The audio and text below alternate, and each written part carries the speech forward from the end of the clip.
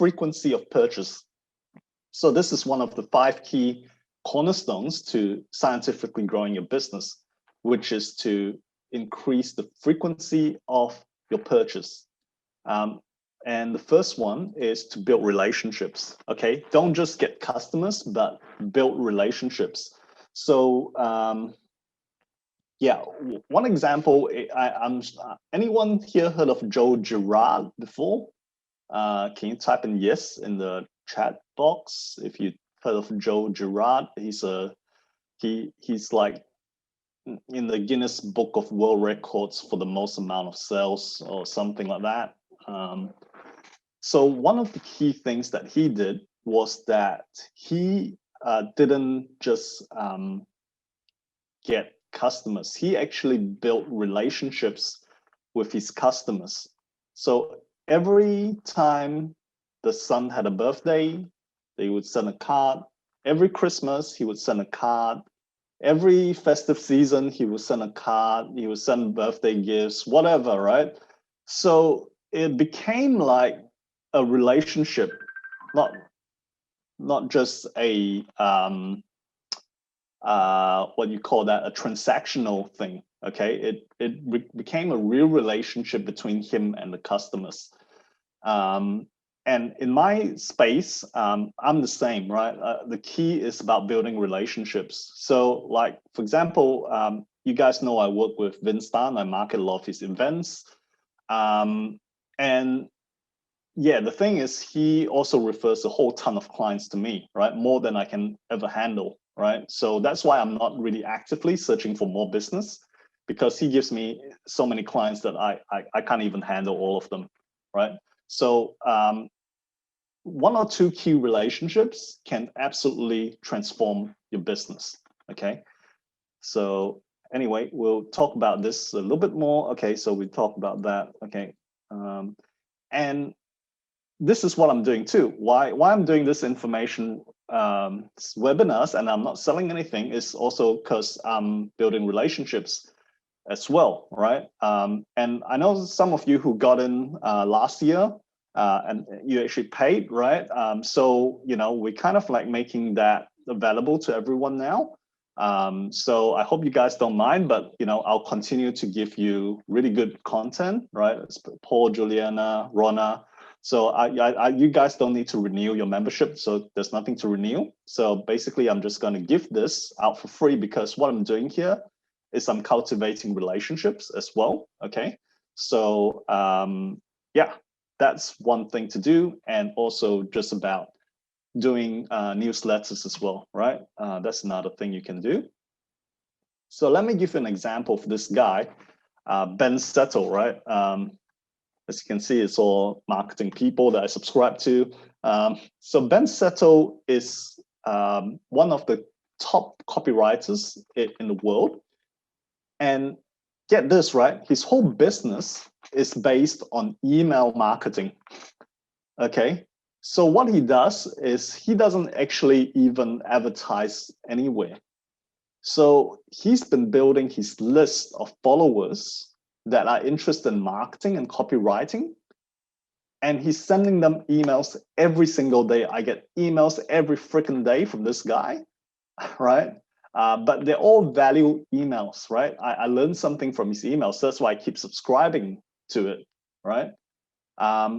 But his whole business, and it's like multi-million-dollar business, is built on his email marketing. So every day he sends out stuff, and then once every month or twice every month, he will send out an offer. Okay, so it could be to purchase one of his books, which is very expensive, like $400, or it could be to subscribe to his newsletter, which is a paid newsletter, which he sends out every month, and that's $100 every month, and that's his whole business model. And he might take one or two projects now and then, which would pay maybe $40,000-$50,000 per project, right? And that's all he does. Okay, so his whole thing here is based on building relationships and building trust with the customers, right? All right, so the other thing that you can do to increase your frequency of purchase, apart from relationships, is to create a recurring revenue model. Okay, so a monthly or annual fee. Okay, so that's something to consider in your business as well.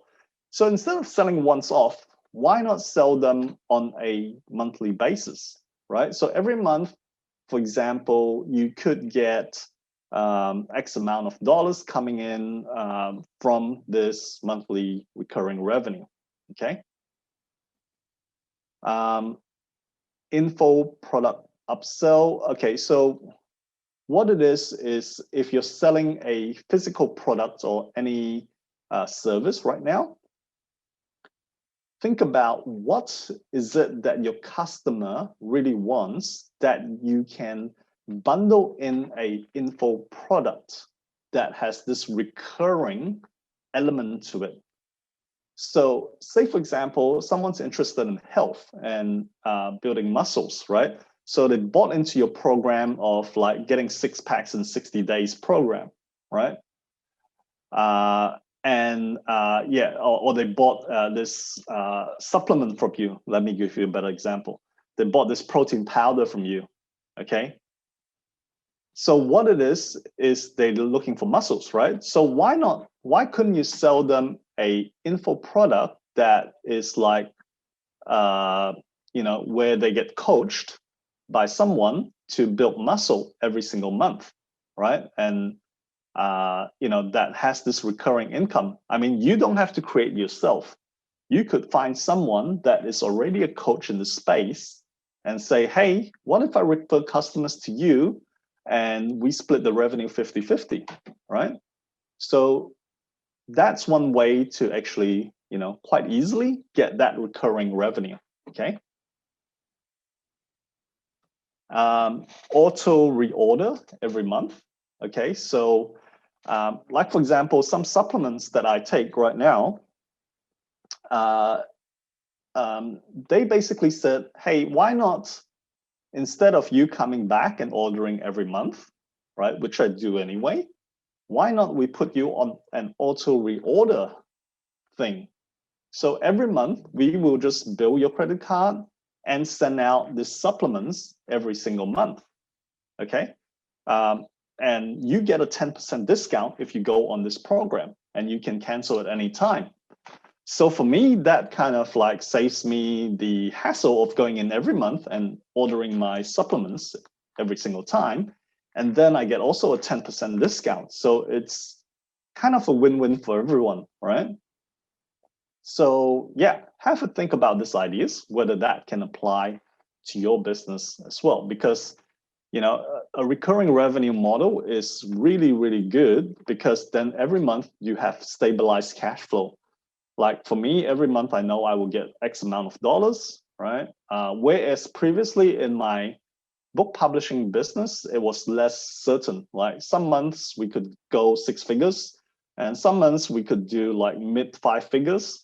So it was really fluctuating all over the place, right? Because we didn't have a recurring revenue model, and every time we have to go out and look for new clients. Whereas with now, my model is like, okay, it's like, okay, every month I'm going to get at least this much. But because we got a profit share arrangement, I might get this much, right? So it's quite stable, relatively stable, based on historical data, okay? Right, okay, so this is just one example where you can, this digital marketer, where you can try them for 14 days, then afterwards they keep billing you every single month, right? Okay, so remember, right, I just want to reiterate this, is that, the 5 things that to grow your business, right, which is the leads, the traffic, the leads, the conversions, the average dollar sale, and the repeat purchase, right? Each one of these areas, if you can increase it by 30%, just a 30% increase, which you guys can easily do from what I've shown you over the last 2 sessions, you can increase your business 2.7 times. And if you increase each of these areas, as I said, by 50%, which is also not that hard, you can increase your business by 7.5 times, okay? So that is the power of compounding. Once you understand these 5 elements to grow your business predictably, it's not that hard to grow your business, okay? Right, so some final tips here for you guys is that, first of all, make sure you test. Okay, so we're talking about different offers, higher value offers. We're talking about recurring stuff. We're talking about sales scripts and all that kind of stuff. We're talking about traffic. So all this stuff, you make sure you test different approaches and see where you get best bang for your dollar. And make sure to test all 5 areas, right? Not just one. Whoops, wrong button. And measure, because that's the only way you can improve. Okay, a lot of people say, okay, let's try this new headline or this new copy, and they never measure properly.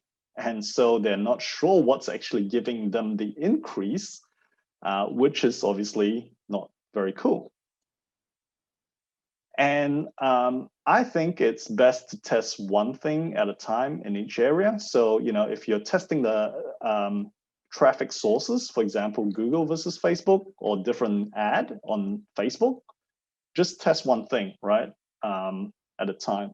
If you're trying to increase your average dollar sell with a new product bundle, just test one product bundle at a time, okay?